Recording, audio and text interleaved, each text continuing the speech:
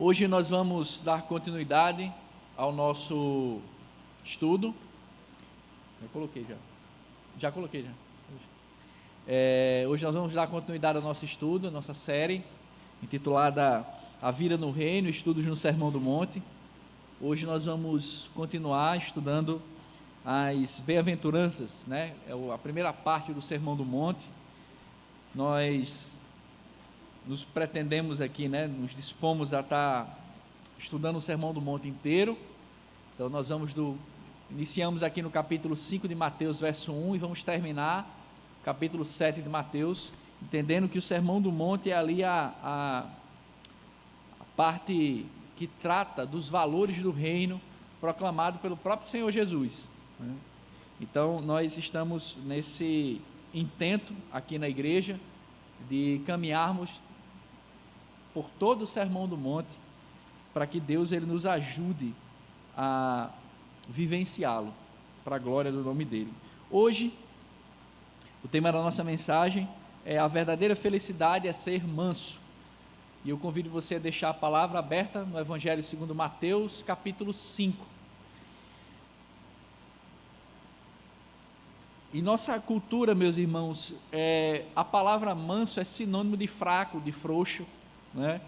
Aquela pessoa que não tem capacidade de fazer nada. Esse fulano é fraco, fulano é isso, fulano é um manso, não faz nada.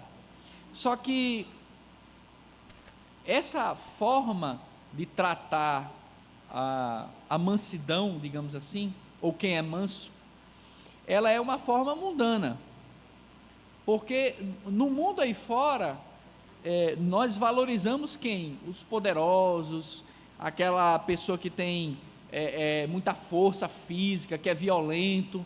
Então você diz, o cabo ali é brabo, esse aí é arretado, esse aí é poderoso, né?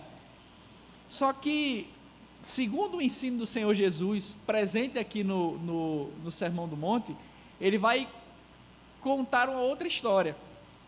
Na verdade, ele já vai dizer que feliz é aquele que é manso.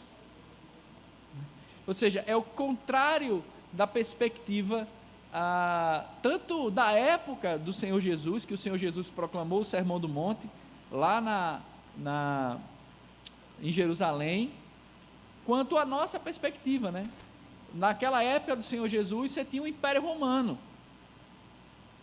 O Império Romano invadia a terra, conquistava pela força militar e impunha a sua lei, né? O poder por meio das armas, da violência e tal.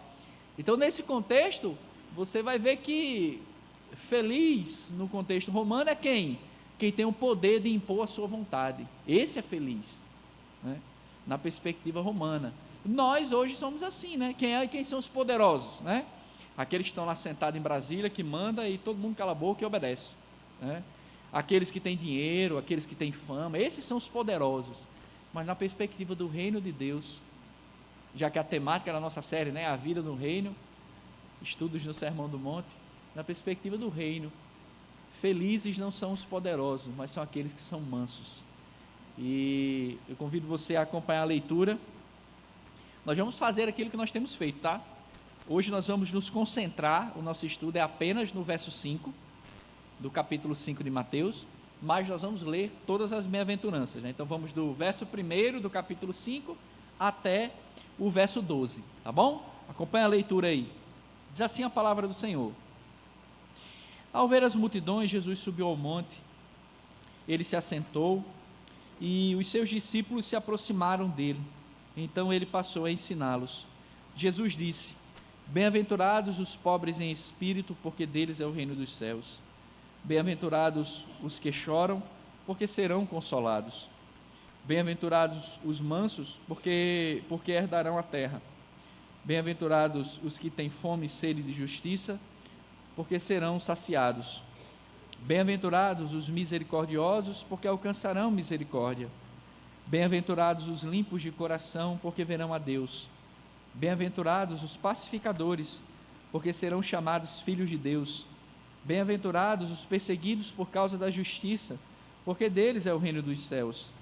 Bem-aventurados serão vocês, quando por minha causa os insultarem e os perseguirem, e mentindo disserem todo mal contra vocês.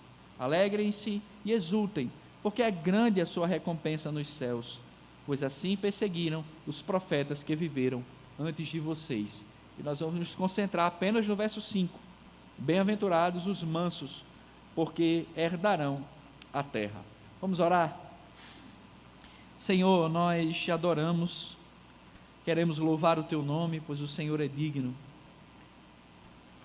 Teu é o louvor, a honra, o poder e a glória para todo sempre.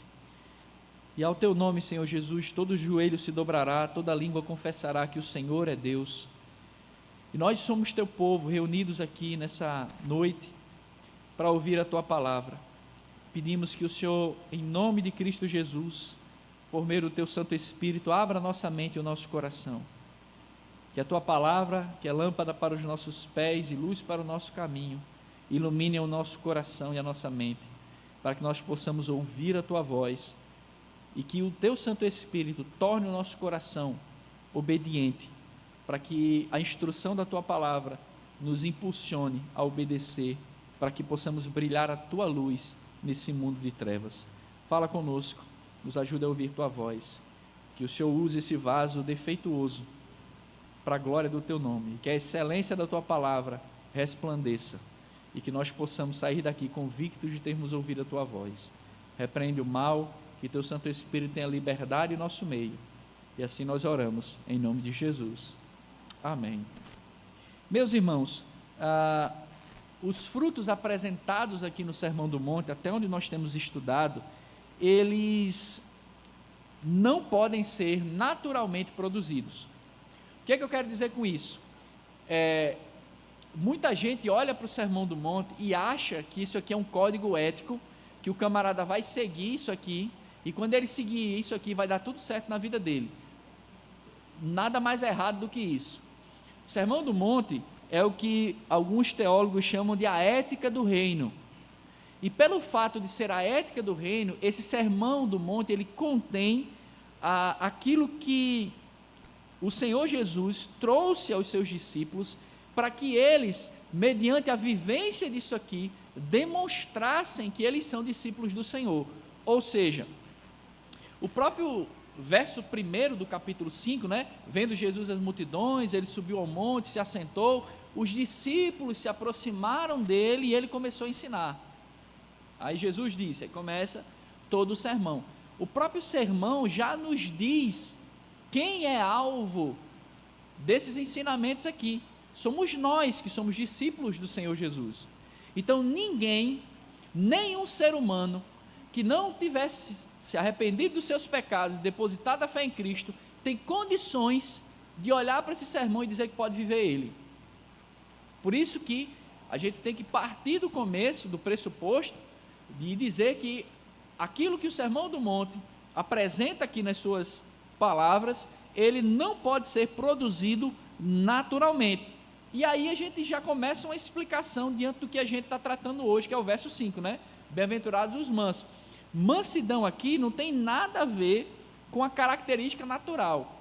Ou seja, você vê aquela pessoa mais pacato, mais calado, aí você vai dizer, olha fulano, está vendo? Fulano é manso. Não, isso aí é a personalidade dele. Tem uns que são mais espoletados, tem uns que são mais alvoroçados. Não, isso é personalidade. Não, fulano de tal é calado. Olha, fulano é manso. Igual o Sermão do Monte está dizendo. Não, essa mansidão aí não tem nada que ver com a mansidão que o Senhor Jesus está tratando aqui. Porque essa mansidão tem a ver com as características de cada indivíduo. Né? Então, cada indivíduo tem uns que são mais aperreados, outros são mais calados. Né? E isso não quer dizer que aquele que é caladinho, quietinho, é manso. Olha, está vendo? Esse aí expressou aquilo que o Senhor Jesus ensinou como manso. Não tem nada a ver com isso aí não. Isso aí é a personalidade dele. Por isso que eu comecei dizendo que o quê? Os frutos apresentados no Sermão do Monte, eles não podem ser produzidos naturalmente. É uma obra do Espírito Santo no coração dos discípulos. Certo? E isso tem que ficar muito claro para que a gente entenda o real significado das palavras que o Senhor Jesus está trazendo aqui. Por isso que eu fiz questão de, quando a gente começou a estudar, né, há 3 domingos atrás, hoje é o 4º domingo que a gente está estudando o Sermão do Monte, eu fiz questão de estudar com os irmãos o verso 1 e 2 do Sermão do Monte. Porque, às vezes, e isso pode ser muito bem verificado quando você olha qualquer mensagem sobre o Sermão do Monte na internet, raramente você vai ver uma exceção, mas normalmente é isso que acontece. O camarada vai começar a pregar, ele lê verso 1 e 2 e começa a explicar isso como se todo mundo tivesse condições de viver. E isso não é o que o Sermão do Monte apresenta. Porque o fato de Jesus chamar os seus discípulos para perto e olhar para eles e apresentar o sermão, já diz muito do objetivo que o Sermão do Monte tem, que é instruir os discípulos do Senhor, é instruir a igreja do Senhor. Logo, quem não é discípulo do Senhor Jesus, ao ouvir o Sermão do Monte, deve ter uma única atitude, duas atitudes: reconhecer a sua impotência e capacidade de cumprir o sermão e pedir perdão pelos seus pecados e se render a Cristo, certo? E nós que somos discípulos do Senhor, que já nos arrependemos dos nossos pecados, depositamos a fé em Cristo, nós devemos tomar as verdades e os valores apresentados no Sermão do Monte como uma meta, né? Lá como a linha de chegada que nós estamos percorrendo a prova para poder ganharmos, certo? É esse sentido que a gente não pode perder de vista. Nós já vimos aqui que o Senhor Jesus nos ensinou no verso 3, que felizes são aqueles que são pobres em espírito, ou seja, aqueles que não têm o que barganhar com Deus, por isso que eles chegam a Deus com um coração faminto e necessitado, né? Literalmente pedindo o que não tem. Vimos no estudo passado que felizes são aqueles que choram pelos seus pecados, choram porque seus pecados ferem a santidade de Deus, e por isso eles vão a Deus clamando e pedindo perdão, e recebem a promessa da suprema consolação do próprio Cristo, que diz que aqueles que choram serão consolados, por isso eles são felizes. Hoje a gente vai ver um outro aspecto da vida feliz, quando o Senhor Jesus diz que a verdadeira felicidade é ser manso. E aqui a gente vai caminhar a partir dessas duas perguntas, né? Quem é feliz é a primeira pergunta, e a segunda é qual a recompensa para esse que encontrou a felicidade. Então vamos lá. Quem é feliz? O Senhor Jesus. Por que eu coloco essa pergunta, né? Quem é feliz? Porque a palavra aqui, bem-aventurado, ela é uma expressão em português, mas na língua original é uma palavra só, né? A palavra Makarios. E Makarios significa feliz, né? E aí, para ficar mais bonito, o tradutor foi lá e colocou bem-aventurado, né? Que já vem da expressão latina, né? Então é bem interessante. Mas a palavra aqui, bem-aventurado, é feliz. Então a palavra significa feliz, abençoado, afortunado, abençoado por Deus. Então esses significados estão presentes aqui só nessa primeira expressão aí, né? Bem-aventurados. E quem são esses abençoados por Deus, esses felizes por Deus? São os mansos. A palavra manso, meus irmãos, ela significa, no texto original, em grego, ela significa aquele que é gentil, aquele que é humilde, aquele que é bondoso, amável, mas a expressão ali mais significativa que realça o significado da palavra é manso. Por isso que a NVI, já na década de 90, finalzinho da década de 90, e depois quando completou a tradução em 2000, ela, ao invés de colocar humilde, como a Almeida Revista Atualizada colocava, né? Se você tem uma Bíblia mais antiga aí, a Almeida Revista Atualizada, vai estar no verso 5, bem-aventurados os humildes, né? Porque é uma opção de tradução, só que pode causar confusão na cabeça do que significa humilde, né? Mas a melhor tradução é essa mesmo, manso. E isso aqui, eu fico pensando, né? Como é que foi um judeu ouvir essa bem-aventurança? Lembra, o povo judeu, na época que o Senhor Jesus veio, na época que ele estava falando esse sermão, Israel já era conquista romana. Israel vivia debaixo do domínio romano. Israel foi humilhado pelos romanos e conquistado. O povo de Israel era um povo conquistado. O povo de Israel tinha a promessa de que o Messias, ele viria no cavalo branco. Ele era o general que vinha para pôr fim a todos os inimigos do povo judeu. Então imagine, e isso era comum entre todos os judeus, certo? Então, na cabeça de um judeu, e lembra, Jesus era judeu, os discípulos eram judeus. Então, na cabeça, provavelmente, dos 12 discípulos, dos 12 apóstolos, e de todos aquela multidão que estava ali sentada na relva, ouvindo o Senhor falar, na cabeça de todo mundo ali, que era judeu, essa consciência de que o Messias, quando viesse, ele seria aquele Messias conquistador, que viria com a espada desembainhada, lá de Isaías que a gente está lendo, né? Que vinha com a espada desembainhada, para pôr fim a todos os inimigos do povo de Deus. Essa era a imagem que estava na cabeça dos discípulos. Só que, naquele contexto também, não estavam só judeus ali, você tinha gentios, povos de outras nações, e também romanos. Provavelmente você tinha ali a presença de alguns soldados romanos, né? Se tinha uma multidão grande ali para ouvir um mestre, os soldados romanos já estavam ali porque não queriam problema. E para um gentil, ou seja, aquele que não conhece o Senhor, e um romano, quem é que é poderoso? Aquele que tem a espada na mão, aquele que domina o outro e coloca ele de joelhos. Aí você entende a confusão que foi Jesus falar isso aqui? Eu penso que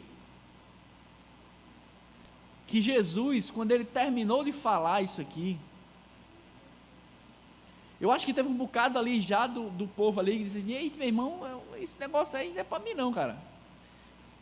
Eu pensei que ele vinha torar a cabeça de todo mundo com a espada e derrubar o Império Romano e dizer que a gente ia mandar agora no pedaço. Aí o camarada vem aqui com um negócio de pobre de espírito, chorar. Quem chora é frouxo. Aí o cabo agora vem falar, feliz é quem é manso. Que manso? Eu quero arrancar o pescoço do cara. Por quê? Porque foi isso que eles alimentaram na mente, geração após geração. Entendem o impacto que isso aqui teve na vida dos discípulos e na vida de um romano. Imagina um soldado romano que é acostumado com o poder, com a força militar, ouvindo o seguinte: ó, feliz, abençoado por Deus. Aí na cabeça do romano, é César, que é um senhor absoluto. Quando ele chega, todo mundo se curva. César, quando chega, ele domina e ninguém pode resistir a ele. Aí Jesus vai dizer: bem-aventurados é quem? O manso. O soldado deve ter dito: não, eu não escutei o que esse cara falou, não. O que é que tem a ver a felicidade que é conquistada pela força e pelo poder ser de quem é manso? Não tem nada que ver isso aí. Esse é o impacto real que a mensagem dada pelo Senhor Jesus aqui nas bem-aventuranças teve no coração daqueles discípulos, no coração dos gentios ali. Porque o Senhor Jesus está dizendo que essa mansidão, ela é fruto de um coração que conheceu a real felicidade. Essa gentileza, essa humildade, essa bondade, essa amabilidade, ela está no coração do manso. Por isso que ele é feliz. Então isso deve ter dado uma confusão, mas do tamanho do mundo. E aí novamente, essa mansidão, meus irmãos, ela não é a personalidade do indivíduo, porque ela não é naturalmente produzida, mas ela é o caráter do discípulo do Senhor Jesus, que foi produzida pelo Espírito Santo. É o Espírito Santo quem produz essa mansidão no coração daquele que é discípulo do Senhor. Os comentaristas, meus irmãos, eles afirmam que ser humilde ou manso, e aí vem a explicação mais interessante para a gente entender o que significa essa mansidão que o Senhor Jesus está falando aqui. Eles dizem que essa mansidão, ela tem a ver com rendição, com submissão. E a imagem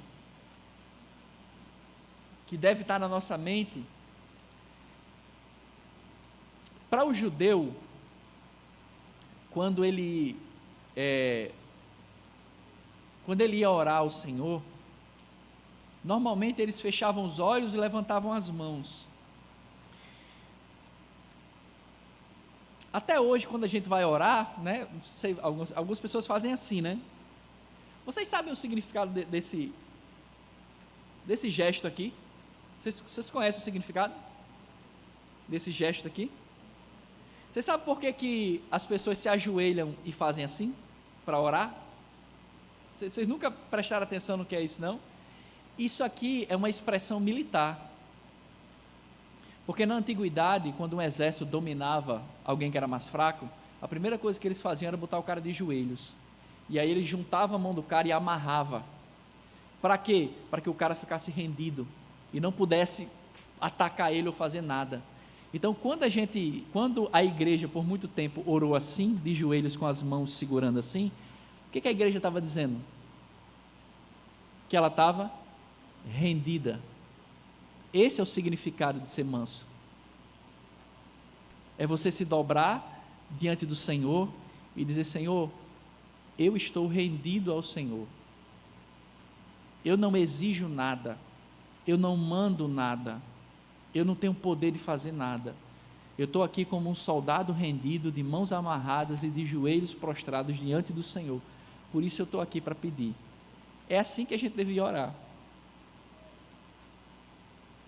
Percebe a loucura dos nossos dias, quando o cara diz: chegue lá diante de Deus.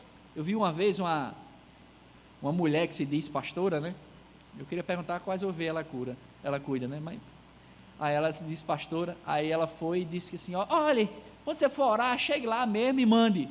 Diga assim: ó Deus, eu quero que o Senhor faça isso, eu quero que o Senhor faça aquilo outro. Eu disse: meu Deus, eu não tenho essa coragem de fazer isso não. Meu Deus, não. Eu não vou fazer isso com Deus, meu amigo. Logo eu. Quem é que pode chegar diante de Deus e mandar Deus fazer alguma coisa? Ninguém. Então, meus irmãos, essa expressão, bem-aventurado os mansos, ela mostra para a gente que o nosso coração, ele se torna manso quando nós nos rendemos a Deus e a sua vontade. A mansidão está, portanto, meus irmãos, em se submeter à vontade de Deus. Quem é o manso? É aquele que se submete à vontade de Deus. Não é a minha vontade, mas é a vontade dele. Não é o que eu quero, é o que ele quer. Não é o que eu posso fazer, mas é o que eu dependo dele para que ele faça. Esse é o manso. Mas não somente isso. Em relação aos irmãos, essa mansidão, ela aponta também, tanto para Deus, quanto para a forma como eu trato o meu irmão. Com mansidão, com humildade, com entrega. E aí muda a nossa relação. Porque eu não posso olhar para o meu irmão com ar de superioridade. Porque quem olha para o outro com ar de superioridade é quem? É o gentil, é o romano. Que olhava para o general, amarrava as mãos do cara, botava ele de joelho, né? Botava ele de joelho em fila. Aí ele pegava normalmente o líder da tropa ali, o general, e matava ele na frente dos soldados, para os soldados ficar com medo e ficar o quê? Rendido e não tentar mais nenhuma resistência. Então, por isso que dentro da igreja do Senhor não existe, ou pelo menos não deveria existir, essa perspectiva de superioridade, porque todos nós estamos rendidos diante do Senhor. Só tem um Senhor. Nós somos servos, rendidos aos pés do nosso único Senhor. Então, quando eu trato o meu irmão com desdém, quando eu humilho o meu irmão, Quando eu me acho melhor que o meu irmão, eu estou sendo um romano, eu estou sendo um gentil, eu estou sendo um judeu que espera um Messias conquistador com a espada para matar todo mundo. Mas o discípulo do Senhor Jesus não considera o outro inferior a ele. Por quê? Porque ele também está rendido diante do seu Salvador. Portanto, meus irmãos, ser manso é ter um coração submisso, que é fruto de um espírito que entendeu que é pobre, é fruto de um chorar pelos seus pecados. O manso, ele não procura se vangloriar de si mesmo diante dos outros. O manso do Sermão do Monte aqui, ele não busca guerra contra ninguém. Por quê? Porque ele já se rendeu ao seu Senhor. E aí, quando nós olhamos nas Escrituras, alguns exemplos de mansidão, né? Aí você vai ter lá, Gálatas 5:23, vai dizer que a mansidão, ela é uma parte do fruto do Espírito, ou seja, é um dom produzido pelo Espírito Santo. 1 Pedro 3:4 vai dizer que a principal marca de uma mulher é o quê? A mansidão. Essa é a grande marca de uma mulher, muito mais do que a beleza, muito mais do que o frisado de cabelos, é a mansidão. Mateus 11:29 diz que o Senhor Jesus, ele é chamado de manso e humilde de coração. João 6:38 diz que Jesus não veio fazer a própria vontade, mas a vontade daquele que lhe enviou, ou seja, ele se submeteu à vontade do Pai. Ele é manso. Mateus 26:36-46, Jesus lá no jardim do Getsêmani diz o quê? Pai, passe de mim esse cálice, contudo, que não seja feita a minha vontade, mas seja feita a vontade do Senhor. Ou seja, a maior marca do discípulo do Senhor Jesus é ser manso como seu mestre.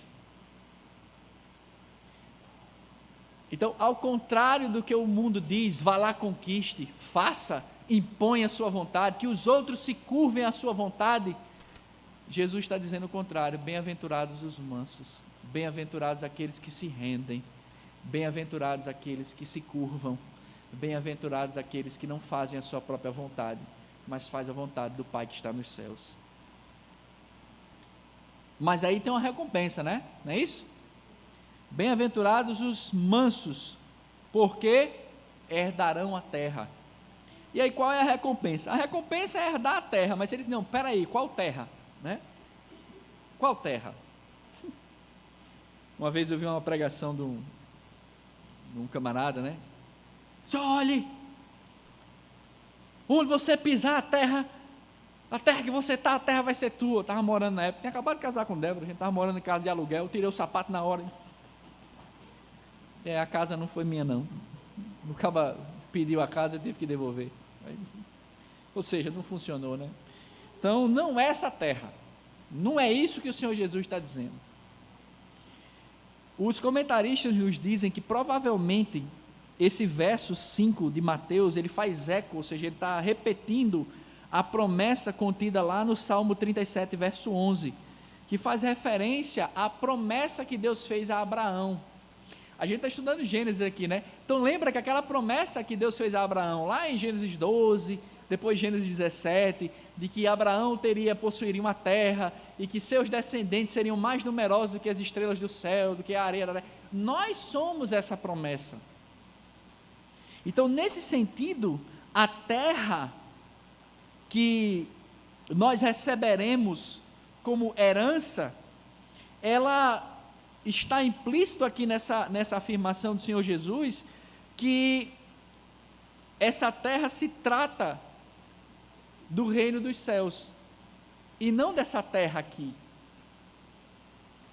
Ela aponta para a Nova Jerusalém, para a terra redimida e restaurada. Isso também, olha, tem uma verdade muito importante aqui, muito impactante aqui, Porque, novamente, essa terra que nós recebemos ou receberemos por herança, a gente recebeu em promessa, mas receberemos de fato na eternidade. Essa terra, meus irmãos, que nós vamos receber, ela tem um aspecto interessante. Primeiro, essa terra, ela não pode ser conquistada. Você não ganha pela força e pelo poder. Ninguém pode conquistar essa terra. Eu lembro que eu estava vendo um professor de educação física, um cara que faz musculação, né? Eu estava vendo uns vídeos que ele gravou no YouTube, e aí ele foi lá numa conversa lá com outro rapaz, ele falou a seguinte frase: rapaz, eu procuro viver a vida seguindo Jesus, e assim, eu sempre quando eu oro a Jesus, eu digo assim: Senhor, me dê o que eu mereço, porque eu faço tudo certinho para conquistar aquilo que eu mereço. E aí eu fiquei ouvindo isso, né? Eu disse: meu Deus, mas não é isso, né? Ninguém consegue conquistar o reino dos céus, ninguém consegue tomar ou possuir o reino dos céus, ninguém consegue. Então esse é o primeiro aspecto dessa herança, dessa terra que nós receberemos futuramente e recebemos em promessa agora. Você não pode conquistá-la. Lembra, você é o quê? Pobre em espírito, você não tem como barganhar. Agora, por outro lado, nós temos um outro aspecto interessante aqui. Nós recebemos essa herança por quê? Porque nos rendemos a Cristo. E Ele é quem tem o poder para nos dar. E Ele fez o quê? Ele nos deu. Então, eu fico pensando assim, né? Eu fico sentado às vezes, pensando, lendo, estudando e pensando. Eu fico imaginando a cara de um romano que viveu a vida inteira pela força da espada, e tudo que ele conquistou foi pelo poder e pela violência. Quando ele ouviu essa mensagem aqui, eu acho que a cabeça do cara explodiu, né? Disse: não é assim não, não é assim não. O que é que eu tenho que fazer? Nada. Peraí, como é que eu conquisto? Não, você não pode conquistar. Sim, mas como é que eu entro? Você não pode entrar. Isso é dado a você. O rei, ele dá a você graciosamente. Sim, mas eu não mereço. Sim, a gente sabe que você não merece. Mas ele é gracioso. Ele dá o que a gente não merece. E ele vai lá e dá a você. Você vai quer dizer que eu não preciso fazer nada? Não, não preciso fazer nada. Inclusive, essa é uma das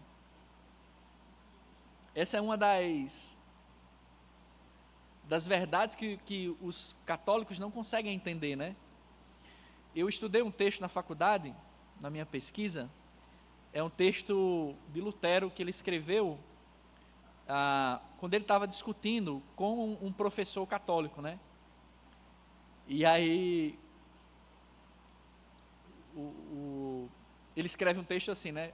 Um aluno dele diz assim: professor, para Lutero, né? O aluno dele chamado Felipe Melanchthon escreve para Lutero e diz assim: professor, eu vou ensinar sobre a graça lá na universidade e tal, na Alemanha. Aí o aluno pergunta, né? E como é que eu ensino, assim, para quem, né? Para quem não conhece a graça? Aí Lutero faz. Aí Lutero vai, o jeito típico de Lutero, né? Aí Lutero: meu filho, manda o povo pecar. Agora sim, não peque pouco não. Tem que pecar muito mesmo. E detalhe, tem que pecar e gostar mesmo. Você tem que gostar do pecado. Aí o aluno fez: como é que é, professor? Mande pecar com vontade. Aí ele disse: eu não entendi. Ele disse: mas justamente, porque se você se achar qualquer coisinha que você pode herdar os céus, por qualquer coisinha, você não terá o reino dos céus. Somente aquele que se vê como profundo pecador é que vai olhar para a graça como algo necessário, e aí você recebe o reino. Ou seja, a graça não é para quem é bonzinho e precisa melhorar. A graça é para aquele que não vê solução para si mesmo. Eu não consigo. Pronto, é para esses que a graça vai funcionar. É esses que a graça vai alcançar.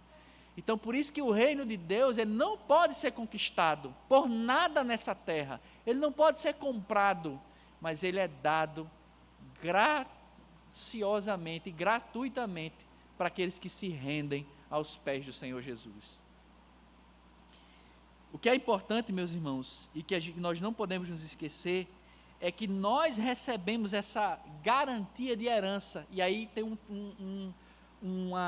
mais uma característica dessa herança que a gente recebe. Como é que a gente recebe uma herança? Quando aquele que é dono morre, aí você recebe a herança daquele que morreu. Por que nós vamos receber o reino? Porque Cristo morreu. Aquele que prometeu dar o seu reino morreu, e por isso que ele tem o direito de dizer, eu dou a quem eu quiser, porque é meu, né? Aquela parábola maravilhosa, as parábolas, um dia a gente ainda vai estudar as parábolas de Jesus, todas, né? Nós estudamos as parábolas do reino aqui, né, de Mateus 13, mas depois a gente vai estudar outras parábolas aqui. Tem uma parábola que é maravilhosa, né, dos trabalhadores, né? O Senhor chama um trabalhador, 6 horas da manhã, vai trabalhar na vinha, eu dou um denário. O cara, tá bom. Aí ele vai de 9 horas da manhã, chama outro, vai lá trabalhar na minha vinha. Aí o cara foi, aí chama um de meio-dia, aí chama outro de 3 da tarde, chama outro de 5. Aí quando o cara vai pagar, aí o Senhor vai, pega, chama o de 5 primeiro, né? Aí vai dar um denário. Aí o que entrou primeiro de 6 horas da manhã, disse, rapaz, se ele deu um denário para o cara que trabalhou 1 hora, imagina eu, que trabalhei às 10 horas, né? Então eu vou ganhar mais. Ou seja, esse rapaz da parábola, ele é aquele cara que se acha que vai merecer. E aí quando chega a vez dele, o Senhor pega um denário e dá a ele. Ele diz, oxe, que coisa injusta. O que trabalhou 1 hora recebeu um denário, e eu que trabalhei o dia inteiro, trabalhei, suei, fiz tudo. O melhor que eu pude fazer, só vou receber 1. Aí a resposta do Senhor é o quê? Eu tenho culpa? Se você não é generoso e eu sou generoso, eu dou a quem eu quiser. É meu. Esse é o reino de Deus. O reino de Deus não é para quem merece, mas é porque o dono do reino morreu, e ele pode dar a herança a quem ele quiser, e ele dá gratuitamente, graciosamente, aos mansos de coração, aqueles que se renderam a ele. 3 aplicações aqui para nós encerrarmos. Primeiro, não busque fazer a sua vontade, mas dobre-se à vontade de Deus. Romanos 12, 2. O nosso desafio, meus irmãos, é esquecer a nossa vontade, porque a gente só quer a nossa vontade, né? Já analisou as suas orações? Eu sou horrível orando, meus irmãos. Às vezes eu tenho vergonha da minha oração. Às vezes eu oro e no final da oração eu digo assim, ei Jesus, foi mal, viu? Eu falei besteira, Senhor, tenha misericórdia aqui, me perdoe aqui, Aí às vezes eu digo assim, ei, Jesus, eu vou ficar só calado aqui, que é melhor. Se eu falar, não vai ser. Como é que eu oro, né? Minha oração, né? Aí os irmãos aí vão analisando o coração dos irmãos, né? Mas como é que eu oro? Senhor, perdoa meus pecados, eu quero isso, quero aquilo, quero isso, quero aquilo, quero isso, quero aquilo. Abençoe fulano, ciclano, Beltrano, alcança um miserável pecador aí, em nome de Jesus, amém. Eu oro assim, meus irmãos, às vezes, 90% das vezes. E quando você vai ver uma oração sincera mesmo, é aquela que coloca o reino de Deus em primeiro lugar. E às vezes eu coloco a minha vontade em primeiro lugar. Então, um bem-aventurado, um manso, é aquele que coloca o reino de Deus em primeiro lugar na sua vida. Por isso, busque fazer a vontade de Deus, dobre-se à vontade de Deus, mais do que a sua. Em segundo lugar, não busque os seus interesses, busque os interesses do seu irmão. Filipenses 2,4. É outro exercício para você aprender a ser manso, né? Ou seja, antes de você querer fazer a sua vontade, para o seu benefício, olhe para o seu irmão. Mas eu sou besta? Eu vou fazer a vontade dos outros primeiro que a minha? Vai. Porque o reino de Deus é para os mansos. Então eu tenho que pensar nos outros primeiro do que a mim mesmo. Meu irmão. Eu sei que você está pensando a mesma coisa, né? Rapaz, não foi isso que me pregaram para mim, não. Me ensinaram que o evangelho era... Ensinaram que o reino do céu era fácil. Eu acho que não. Em último lugar, seja tolerante com os seus irmãos, da mesma forma que Deus é tolerante com você. Ô, coisa difícil, né, irmãos? A gente quer matar o irmão e dar uma pedrada, não é verdade? Amém? Eu sou assim, às vezes.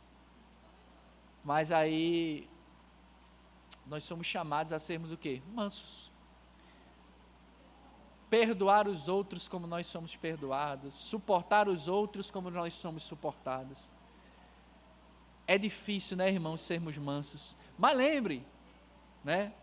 Lembre da promessa. Qual é a promessa, pastor? Os mansos herdarão o reino dos céus. Os mansos herdarão a terra. Não qualquer terra. Não é essa terra. Não são likes. Não são visualizações no Instagram, ou no TikTok, ou sei lá qual é a rede social que a galera usa aí. Você receberá a herança eterna no reino de seu Pai Celestial. Então nós não precisamos lutar, nós só precisamos fazer o quê? Fazer igual os soldados vencidos, juntar as mãos e nos dobrar e nos render. Bem-aventurados os mansos, porque eles herdarão a terra. Amém? Vamos orar?